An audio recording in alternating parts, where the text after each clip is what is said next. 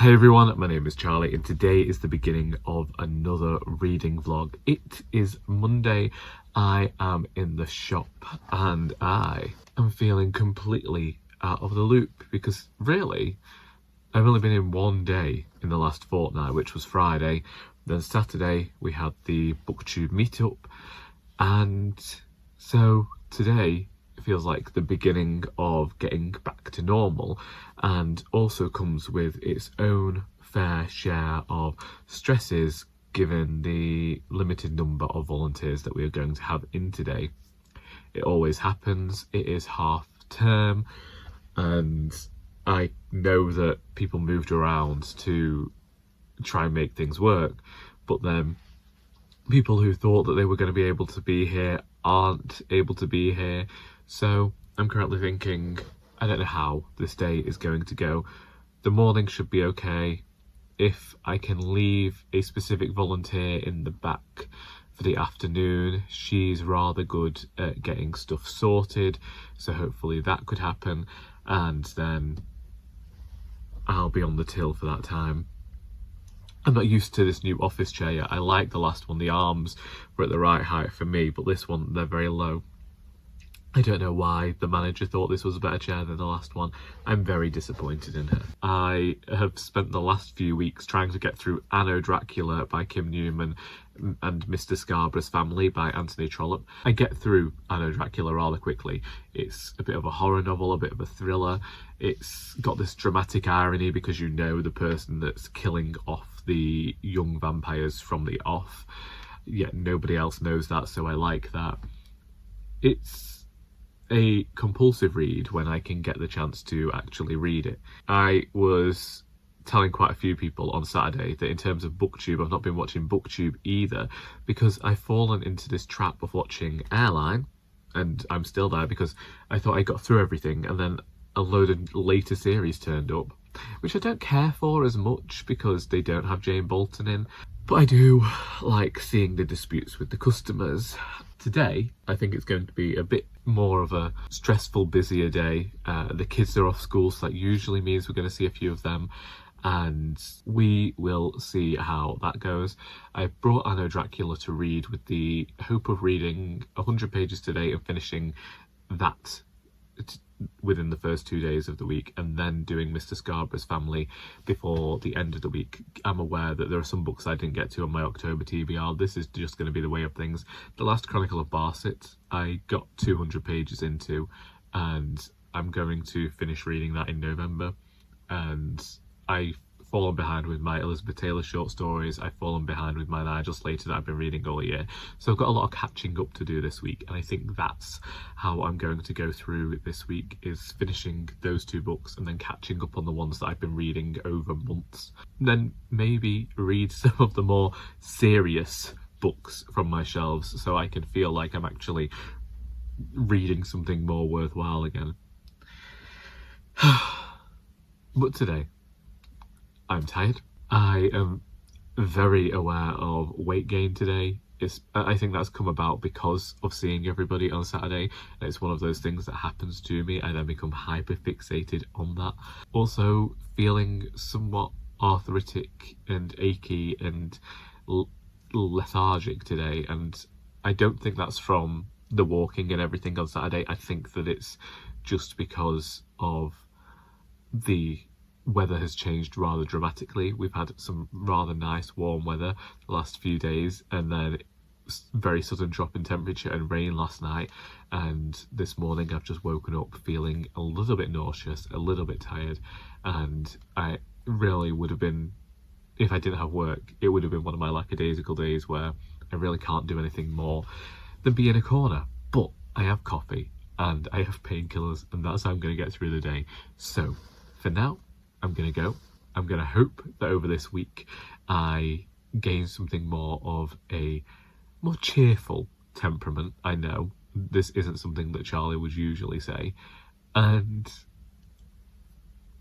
yeah, I'll sithy when I sithy.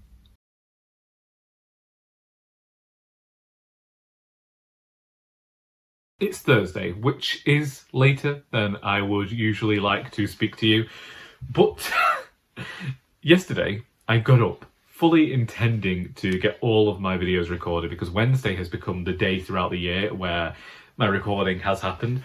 But my father came home early from whatever he was doing and asked whether I wanted to go to this garage that I'd heard about to see if they had a car. So that was half an hour away. We went there, and my volunteer who recommended this garage to me told me that the owner can be a bit of a talker. That was fine. We actually had a rather nice chat about writing and the publishing and Doris and that sort of stuff. But this was all whilst trying to see whether they had a car for me, and they didn't, but he might ring me if he finds one. I got stuck with my father, so he wanted to go and train 2 of his dogs. So 3 hours of my day yesterday were just lost, and I'm really annoyed about yesterday because nothing happened yesterday. Something went wrong with my phone, and I was due to speak to the Italian lady who's helping me learn the language. She didn't ring, and then about an hour after all this, when we've usually finished our phone call, I got a notification that she tried to, which has happened in the past. I don't know whether it's just the Wi-Fi in my room or what went wrong, but it was a bit of a nothing day, and it really annoys me when I have days like that I haven't intended to have days like that. Some days are do nothing days where I languish in a corner. I'd hope to record videos and get ahead with Mr. Scarborough's family, which I'm buddy reading with Katie of Books and Things, and I have fallen drastically behind. We'd hoped to finish this book today. That's definitely not happening for me, and I'm beginning to wonder whether it takes me longer to read Victorian novels and whether I ought not to slow down my reading of them and read them over a couple of months as opposed to trying to fit them into 2 weeks, or whether it takes me an entire month to read one. You know, that has been the case in the past with certain Victorian novels, is that they've taken me a lengthy amount of time, at least by my standards, to get them read. That being said, I did finish a book since I last spoke to you, and that was Anno, Dracula by Kim Newman. I decided that I wanted to get this one finished because every year since I first read Dracula, I've read an adaptation or a sequel. I am conflicted about this book.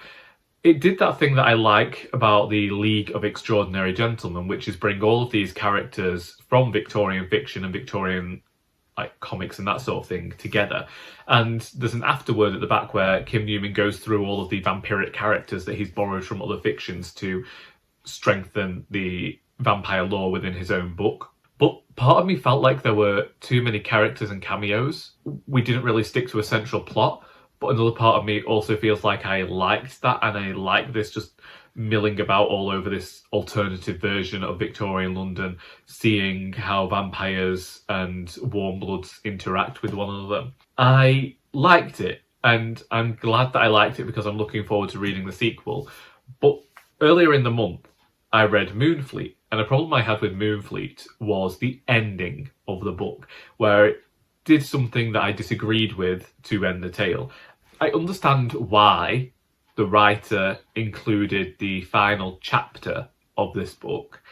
It felt necessary given the title of the book, but given the way that the book had gone, it kind of felt tacked on, and the main mystery of the book was resolved. Indeed, it wasn't a mystery for the reader because the person who is committing all these murders is revealed to you as soon as the book begins. Out of the Dracula sequels and adaptations that I've read, I would say that I prefer this above Dracula the Undead, which I either read last year or the year before.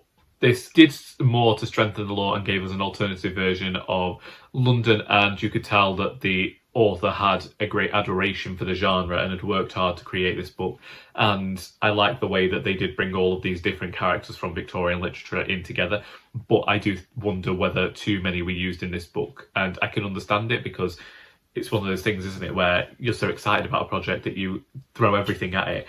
And I think maybe if he'd pared back a few of those cameos, then I could have really enjoyed this book, because I did spend a lot of time like, okay, so who's this guy? Who's this guy? And there were some great scenes, but also it did feel a bit like wishy-washy and all over the place. So it's a weird one for me, because I read it quickly and I enjoyed it, but I also had issues with it. But isn't that the way for most of my reading? If you're wondering, I haven't found a car. I received a phone call from the garage I went to last week to ask whether I was still interested in the car I went and saw that I didn't like.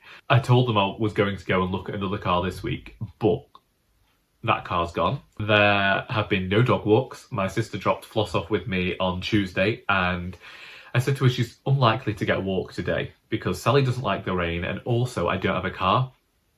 And so I need someone to drop me off somewhere, which is fine when it's just me and Sally hopping out of the vehicle, but the same can't happen with Floss. I can't go down the towpath with Floss because she's notorious for jumping in water, and I don't want her jumping in the canal because then I've got to walk back home with her. So it's been very awkward not having a car. I've definitely been feeling it this week and getting frustrated by my lack of vehicular transportation, especially considering I'm back in work tomorrow. And so it means that Sally will probably have gone an entire week without a walk. She doesn't seem to care. She seems to enjoy just getting to play in the house and run around on the garden with Floss, but it's me that gets narked. I will be walking today. I will be walking into town for the writers group. I did consider not going because the library have decided that they're not going to put us in our usual meeting room. It's fine to just shove us in local histories, but it's half term. So we know that we are going to be stuck in a very loud library. Otherwise, I'm supposed to actually have an event at a different library at the end of this month. And if I don't have a car by then, it'll be Shanks Boney, it'll be, well, I'm probably not going to walk 8 miles, but it'll probably be a bus, or if somebody can drive me there, that'd be fun. Anyway, that's me today. I will probably speak to you tomorrow, where I don't think I will have read any more of Mr. Scarborough's family, nor will I have read anything else. I did catch up reading Nigel Slater's Kitchen Diaries, which I've been doing all year. I need to catch up with Elizabeth Taylor's short stories as well. I'm very far behind with that now because I didn't read a single short story this month, and I was already behind at the end of last month. So I've got, another 100? I've got about 300 pages about to read in November now, before I finish that in December. So yeah, there's a lot of catching up to do over the next couple of months, because that's all we've got left. It is a couple of months. I think we have, 7 weeks left of the year, and so it's becoming very much, what do I definitely want to read this year? I am debating now, because I bought those Barbara Pym at the weekend, making Barbara Pym the writer who I read all of their works next year. That's that. We will see. I will speak today when I speak to thee.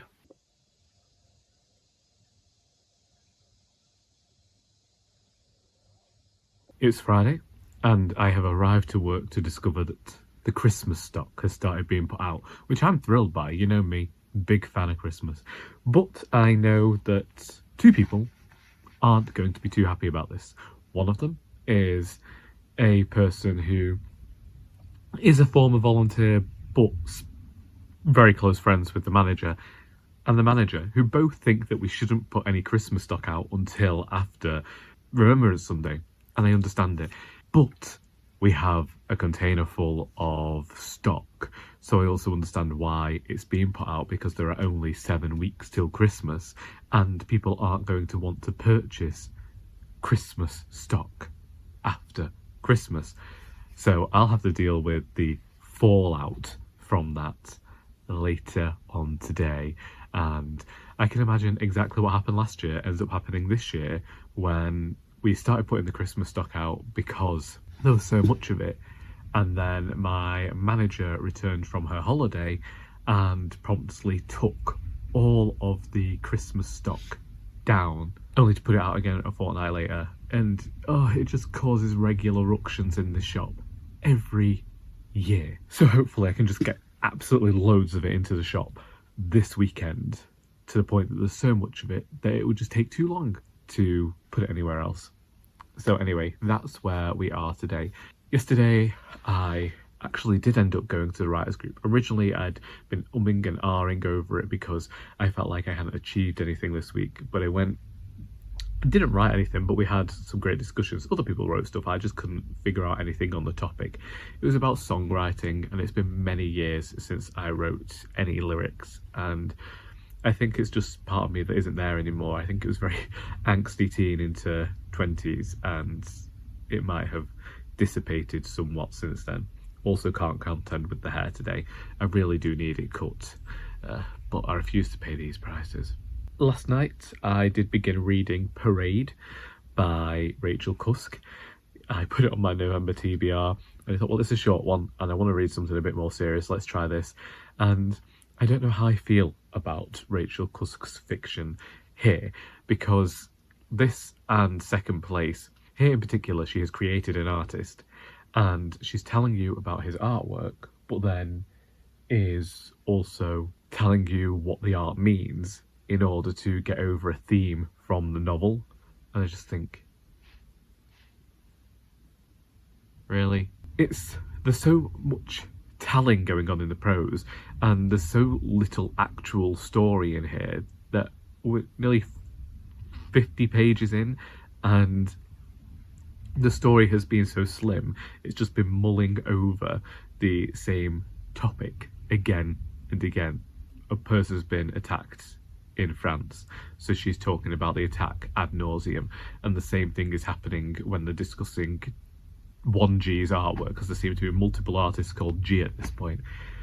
And I think sometimes people who are renowned write bad books, and at the moment, whilst it's readable and I'm liking what she's got to say on a specific topic, she's creating artwork that doesn't exist and attributing themes, motifs and ideas to it that don't exist to discuss pieces of artwork that don't exist.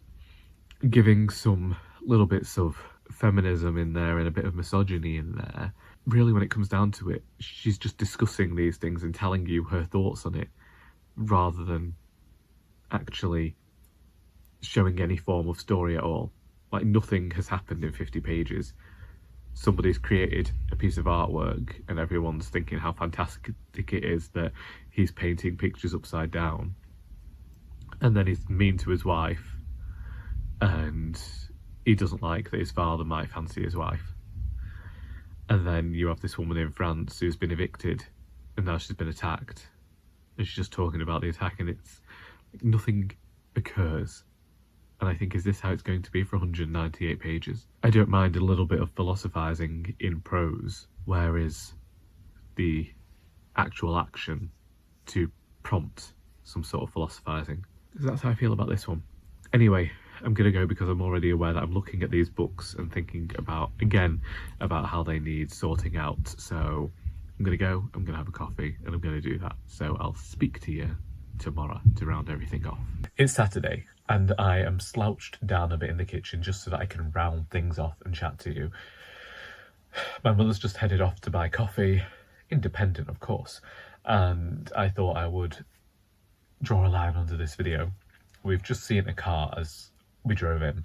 Well, I saw it yesterday and I couldn't stop and have a look, so I'm going to send my mother back to see when it's open, if it belongs to the garage that's up there. Should the MOT be checked out? You know, I'm a bit particular. I don't want to be around a scrap heap over it. When I first bought my previous car, it passed its MOT and everything was fine. And then when it came to the first MOT, there was so much I needed to have fixed with it.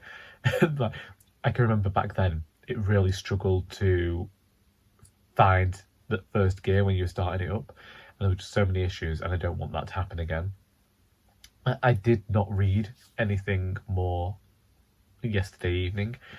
I read whilst I was here in the morning and thought, yeah, if I keep up this pace, I'll be able to get this book read. But I really wanted to get the vlog online that I recorded last week, because I've got all of this week's videos recorded, just not online yet.